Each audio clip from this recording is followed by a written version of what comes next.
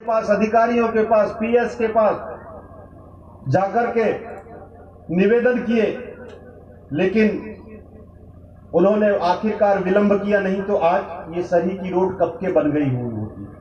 फिर भी चूंकि बजट में शामिल हो चुका था तो बजट से तो अलग कर नहीं सके थे। हमने अनेक बार विधानसभा लगाई, हर बार विभाग ने पक्ष में उत्तर दिया कि बजट प्रावधानित की जा रही है, बजट का प्रावधान किया जा रहा है, लेकिन हम भी पीछे नहीं हटे। अंततः आदरणीय मंत्री जी से आग्रह किया, हम ईएनसी से आग्रह किए, विभाग के अधिकारियों से आग्रह किए, और आप सबकी आशीर्वाद से मुझे विधानसभा की आश्वासन समिति में सदस्य होने का सौभाग्य मिला। और जो सरकार सदन में उत्तर देती है उसका अगर पालन नहीं होता, बजट में कोई चीज आ गया है, अगर उसका उत्तर नहीं होता तो आश्वासन समिति में विषय जाते हैं। तो ये बात आश्वासन समिति में आई और आश्वासन समिति में मैंने ये विषय उठाया और सरकार को बजट देना पड़ा। आज टेंडर हो गया, ठेकेदार काम शुरुआत सफाई का कर दिया है। मेरी निरंतर अभी होली के कुछ दिन पहले बात हुई, यहाँ जो संभव हो पाएगा। अभी हम जिप्सी से आ रहे थे तो देवी भाई, सुंदर भाई जो है बता रहे थे कि स्कूल के सामने हमारा ग्राउंड जो है कुछ ज्यादा दूर तक रोड, लेकिन अगर दूसरे साइड जगह पर्याप्त मिलेगी तो रोड वालों से हम सब मिलकर के आग्रह कर लेंगे, और ऐसा नहीं है कि विभाग उसमें सुधार करे।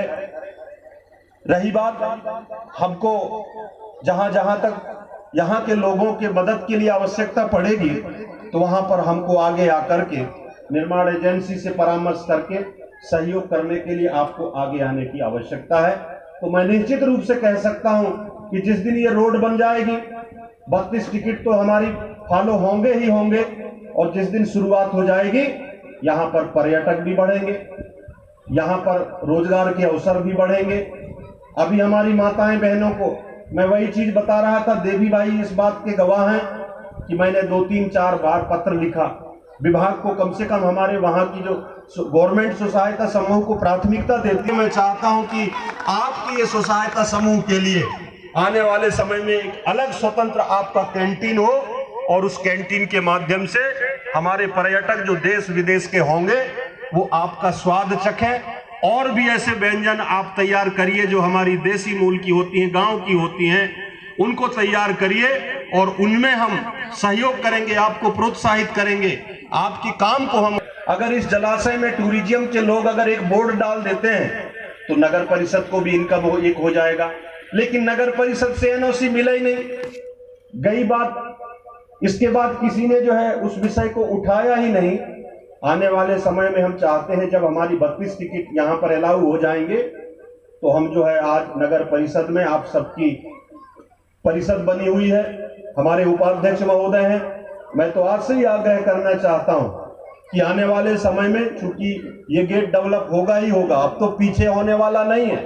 हमारे हक को इतने दिन में सही गेट की हक को मुक्ति वालों ने, कान्हा वालों ने जितना शोषण करना था कर लिया, लेकिन अब सही की शोषण हम होने नहीं दिया जाएगा। नेशनल पार्क के लोग हैं, हमारे यहाँ भी सरी का गेट है, और सरी गेट में जो भी हमारे पर्यटक आएंगे उनके साथ हम सदव्यवहार, और एक पर्यटक अपनी जगह होगी, रोजगार अपने जगह होगा, लेकिन यहाँ से वो जब जाएगा तो यहाँ का नाम लेगा। इस तरह से हम उनके साथ आचरण करेंगे, ये हम आप सब लोगों के सामने कहना चाहते हैं। जब यहाँ से पर्यटक जाएगा, स्टे करेगा, तो निश्चित रूप से जलाशय में जब बोर्ड चलेगी, वहां पर चाहे वो जिस स्तर का बोर्ड भी हो, बोर्ड की भी 2-3 किस्में होती हैं। हम आप जब जाते हैं, जैसे भोपाल जाते हैं, बोर्ड क्लब करना होता है। अब अभी हम लोग रायपुर गए थे, घूमने गए, तो वो बड़ा तालाब में पानी इतना गंदा है, लेकिन बोर्ड क्लब इतना होता है, बोर्ड पर्यटक इतना घूमते हैं, तो कुछ ना कुछ जिसको भी नगर परिषद, चाहे वो नीलाम करके देगी, चाहे स्वयं चलाए, नगर परिषद को भी आय के स्रोत बनेगा। सरी और बिछिया का डिस्टेंस कितना है? महज जो है 10 किलोमीटर के अंदर हमारा बिछिया में भी रुकेगा, और वहां से जो है ये सरी गेट से प्रवेश कर पाएगा।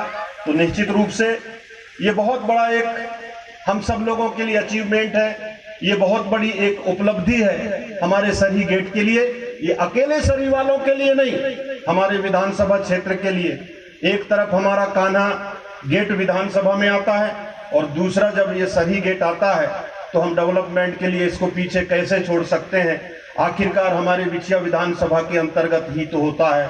तो साथियों, मैं आपके साथ हूं और निश्चित रूप से आप सब लोगों का ये संघर्ष, आप सब लोगों का ये जो त्याग है, जो आज इस सरी गेट को डेवलप कराने के लिए विभिन्न कठिनाइयां परेशानियां भी हुई, आपको यहाँ पर रोजगार में घाटा भी हुआ, लेकिन आप सब लोग पीछे नहीं हटे और आज धीरे धीरे हम प्रगति के शिखर पर आगे बढ़ रहे हैं। मैं आप सब लोगों को बहुत बहुत बधाई और धन्यवाद देना चाहता हूं।